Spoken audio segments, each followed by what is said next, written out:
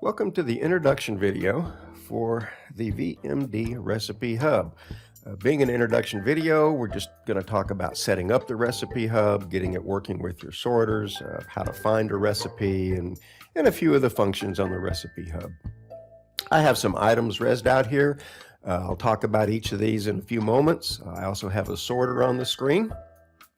Now, if you ever have any problems with the Recipe Hub, like it doesn't find my potatoes, it doesn't find my cabbage, whatever, one of the first things you're going to be asked is, does your sorter have the chat relay installed to allow it to talk to the Recipe Hub?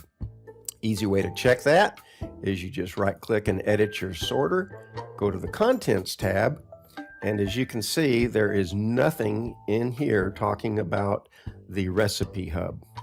So this sorter does not have the chat relay installed. That's the first step in setting up your Recipe Hub. And I have the crystal that comes with the Recipe Hub folder, comes with your hub, resed out here. And as it says, touch me to load your relay script. So we just click on it.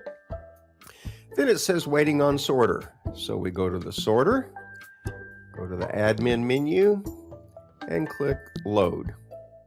The crystal does its thing, loads the script, and then the crystal will disappear all on its own. It's copy, so don't worry, you have another version, another copy of it in your inventory. Now if we edit this sorter, you can see that we have Recipe Hub Relay loaded.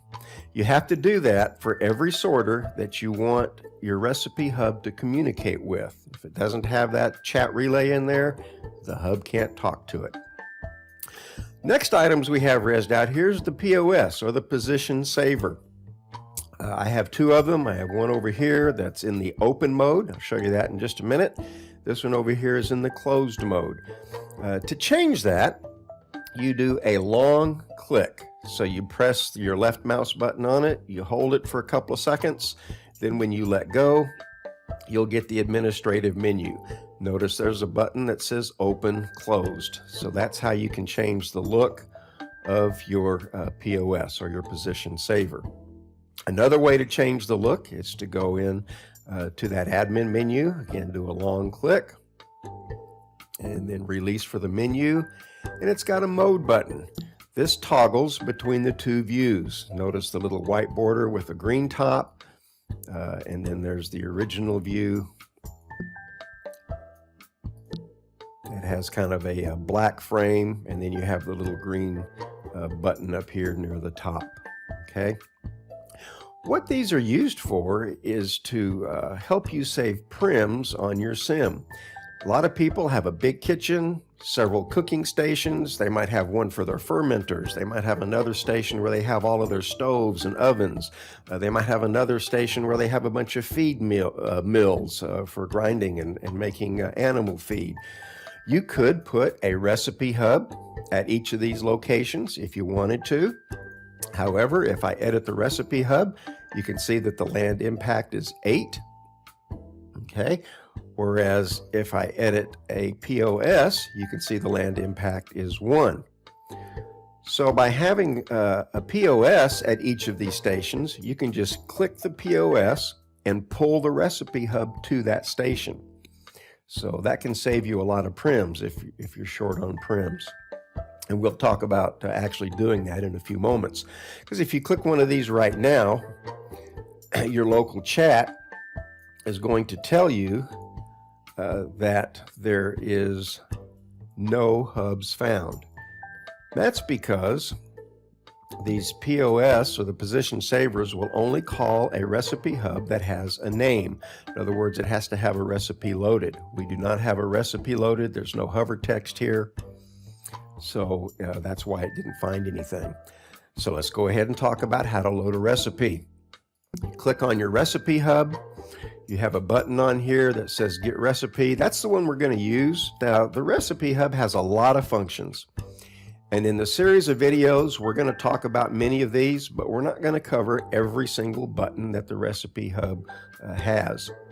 If you can go to the manual, the Recipe Hub manual is online at the VMD website, and that manual explains each and every button and how and when to use it. We're just going to cover the main functions here. So right now we're going to click Get Recipe. Text box pops up. I'm going to type in tomato soup.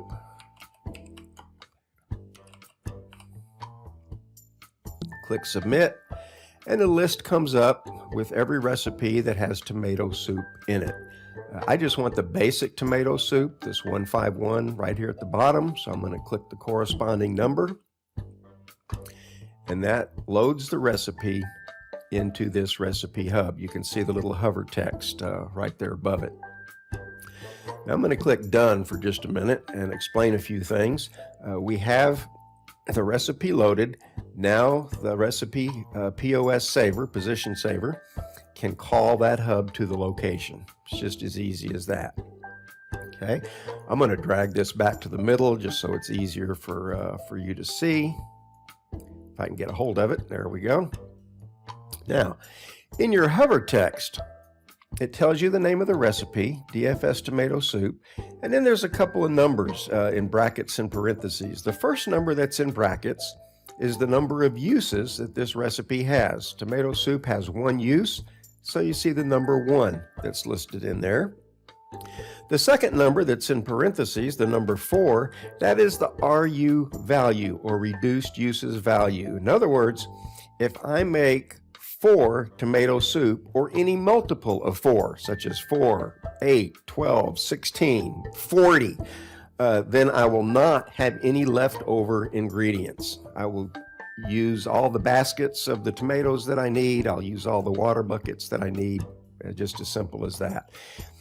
If I make a value other than a multiple of 4, then I take a chance of having leftover items. So a tomato basket normally has 4 uses. I might end up with a tomato basket that only has 2 uses left, or 3 uses, or something like that. That's called reduced uses. You can also see the same information. If a recipe is loaded, you can click on the Recipe Hub. In the menu, it tells you right there, uses are 1. The no RU, or for no reduced uses, is 4, so you make it a multiple of 4. You can also see the slot numbers. I'm going to have a tomato basket in slot number 2, tomato basket in slot number 3, and then water buckets in slot number 8. It tells you the time it takes, about 8 minutes, and tells you what station to use, DFS stove, so I have to use the stove. A couple of other buttons on here. Once we have a recipe loaded, you can click the Max button, and it will check your sorter and try and determine the maximum number that you can make. And that appears in local chat. So as you can see, my local chat, it checked for tomato baskets, it checked for water buckets, and it says that I can make 20 DFS tomato soup. Okay, so that gives you an idea of what the max is. Handy information. The next button to use is to actually load the items into the Recipe Hub. In other words, you're going to pull them from your sorter. We highly recommend that you do a test request.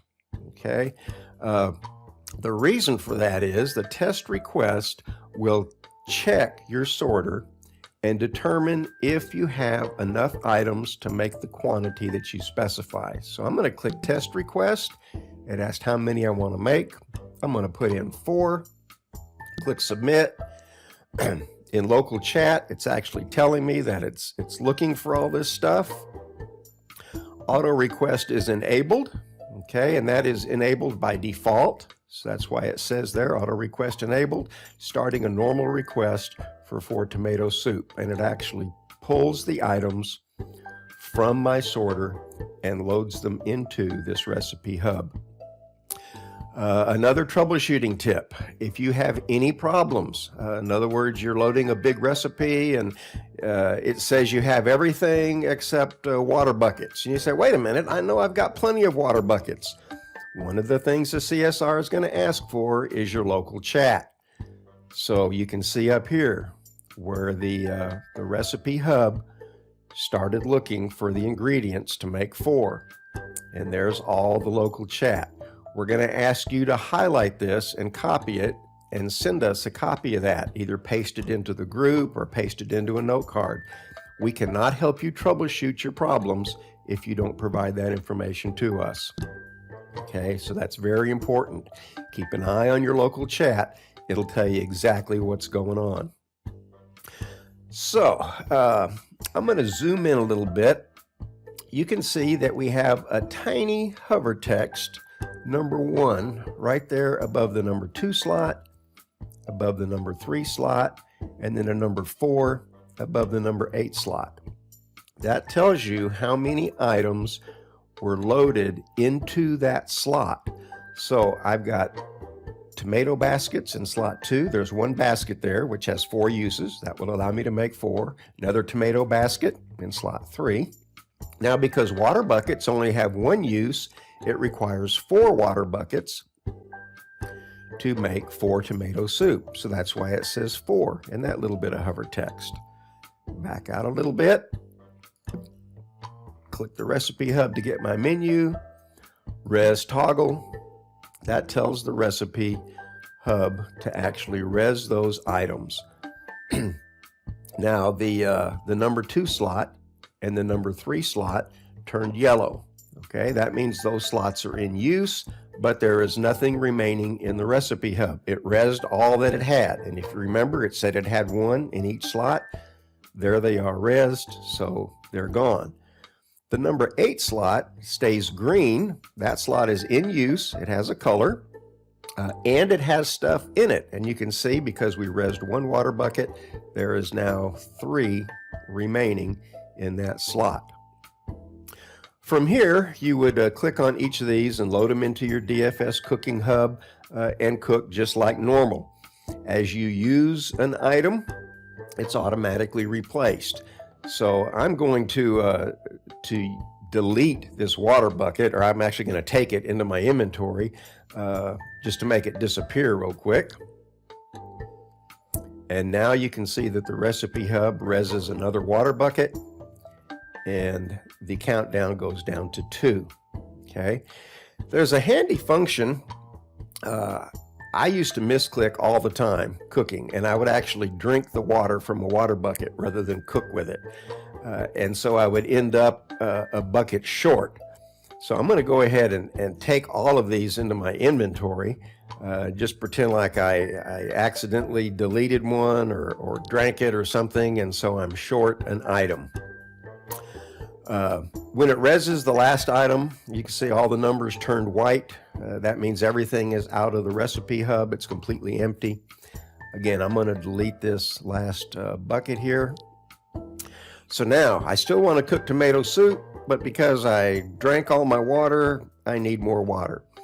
You can click directly on the slot. So I'm going to click right here on this number 8 slot. And then notice one of the menu options is replace. By clicking that button, the Recipe Hub will first look in my reduced uses sorter if I have one, and if it doesn't find the item, then it's going to look in my main sorter and look for the item. And notice there's a little hover text there of 1, meaning, hey, I found water buckets for you, and I've pulled 1 so you can continue cooking. If we toggle res, the numbers go back to as they were before, and it reses the water bucket. So that replace button can help you out a lot if you're coming up an item short. That's all we're going to do for this particular video. There are other videos in the series that talk about how to fully empty a Recipe Hub and how to do some of the other administrative functions. What rights your admins have, what rights your group users have, all of those are going to be covered in other videos. One last comment before I go. A lot of people ask about taking a Recipe Hub to a certain location, such as a community kitchen. You can do that. You load your Recipe Hub with your recipe, just like we did now. You do your test request, pull all your items into the hub, but do not toggle res. Do not do the res toggle button. Keep everything in your Recipe Hub. At that point, you can right click and take it into your inventory, go to your community kitchen, res your Recipe Hub out, and then toggle res, and it will res the items and allow you to cook at your new location. Just be sure when you leave, you pick your Recipe Hub back up, especially if it's got items left in it. Okay, again, that's it for this video. Have a wonderful day, and thank you for using VMD products.